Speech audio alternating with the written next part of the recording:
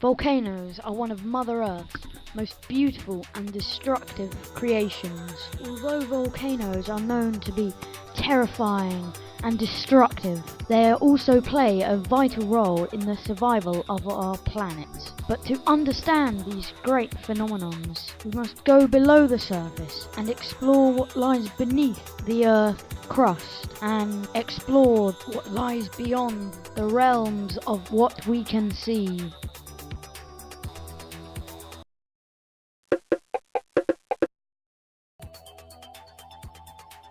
As you can see, the Earth is made out of 4 main layers: the crust, the mantle, the outer core, and the inner core.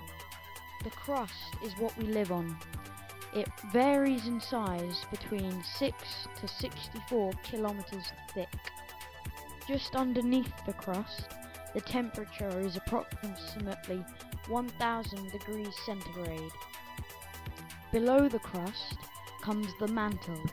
The mantle is semi-liquid at the top and solid near the bottom.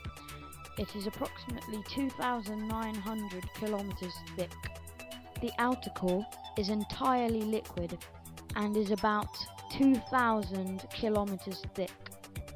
The inner core is solid and is approximately 2,740 kilometers thick, and the temperature ranges in the whereabouts of 5,000 degrees centigrade.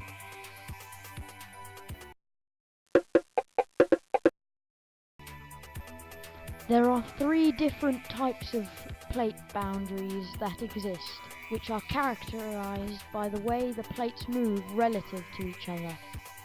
The first is transform boundaries. These occur when plates slide, or perhaps more accurately, grind past each other along transform faults. The next is divergent boundaries, which occur where 2 plates slide apart from each other.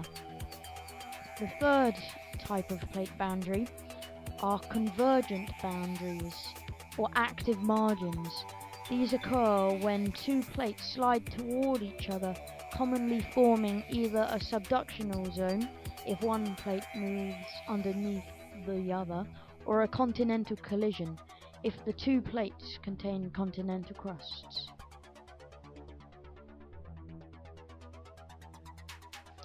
As we can see, the world is split up into several major plates: the Eurasian plate, the Indo-Australian plate, the Pacific plate, the Antarctic plate, the South American plate, the North American plate, the Arabian plate, and the African plate. Most volcanoes in the world are found around here, to the north and northwest of the Pacific plate. This ring of volcanoes has been nicknamed the Ring of Fire. The reason there are a lot of volcanoes in this area is because this is where 3 plates meet, and when they hit each other or collide, they create slight tremors or earthquakes, creating volcanoes.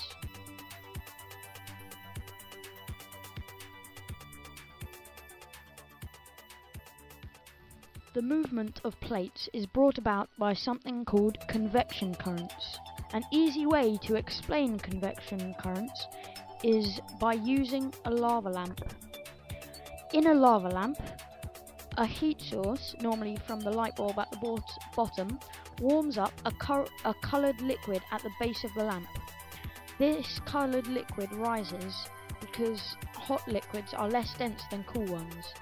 As the blobs of hot liquid move away from the heat source, they cool off, becoming more dense again and sinking back to the bottom. The magma in the mantle moves in a similar way to the coloured liquid in the lava lamp.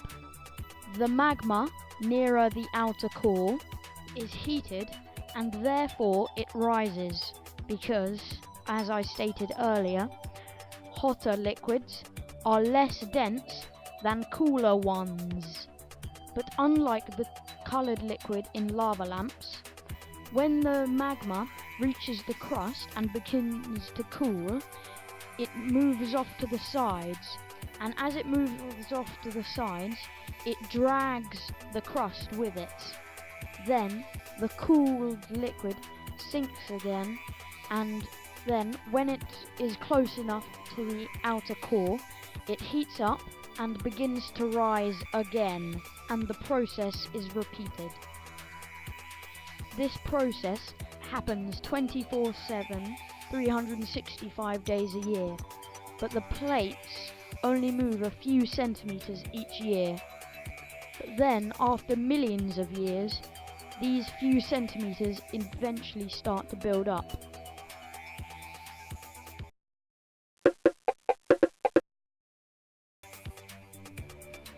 There are two main types of volcano. They are the composite cone volcano and the shield volcano. Each type of volcano is characterized by their own set of characteristics. Composite cone volcanoes are characterized by their cone shape and steep sides.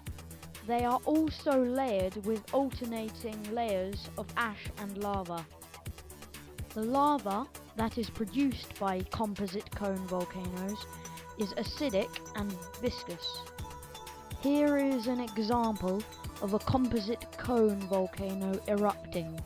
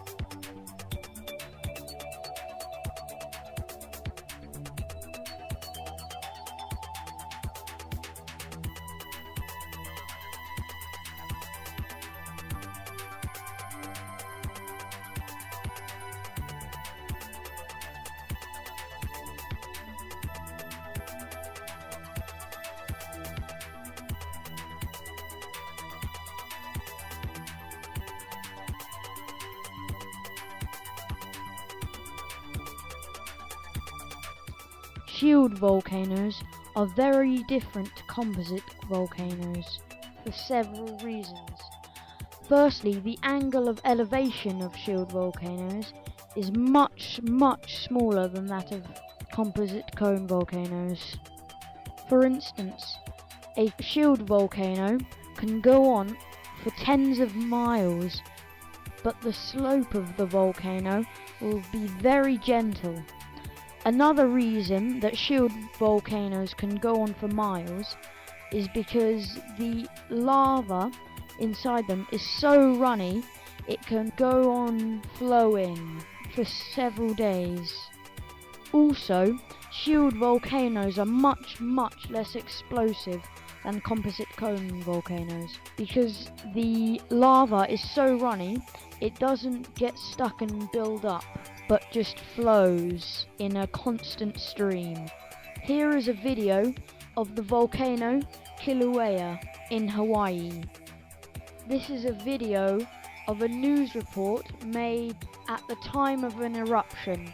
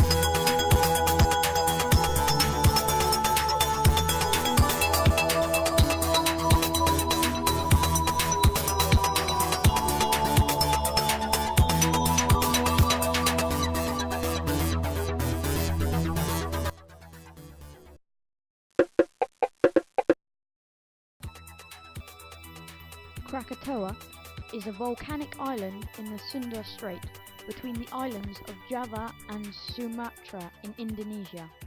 The name is used for the island group, the main island, also called Rakata, and the volcano as a whole. Krakatoa's best known eruption happened on the 26th to the 27th of August 1883. It is among the most violent volcanic events in modern times. With a volcanic explosivity index of 6, the eruption was equivalent to 200 megatons of TNT, about 13,000 times the size of the little bomb that devastated Hiroshima in Japan during World War II, and 4 times the size of the Tsar bomber, the largest nuclear device ever detonated. Also, the eruption ejected approximately 21 cubic kilometers of rock, ash and pumice. It also generated the loudest sound reported in recorded history. The explosion was distinctly heard as far away as Perth in Western Australia, about 1,930 miles away, and the island of Rodrigues near Mauritius about 3,000 miles away. Unfortunately, because the eruption happened in 1883, not much had been done in preparations for the volcano. So when the eruption came, about 165 villages and towns were destroyed, and 132 more were seriously damaged. At least 36,417 people died, and many thousands more were injured. But it was not the eruption that did most of the damage. It has been discovered that the tsunamis caused by the eruption were felt as far away as South Africa, where bodies of victims were found floating in the ocean weeks after the event. But the effects of the volcano could still be seen many years after the original eruption. For example, in the year following the eruption, the average global temperatures fell by as much as 1.2 degrees Celsius, and the temperature did not return to normal until 1888. The eruption also injected an unusually large amount of sulfur dioxide gas high into the atmosphere, which was transported all over the world. This consequently led to large amounts of acid rain.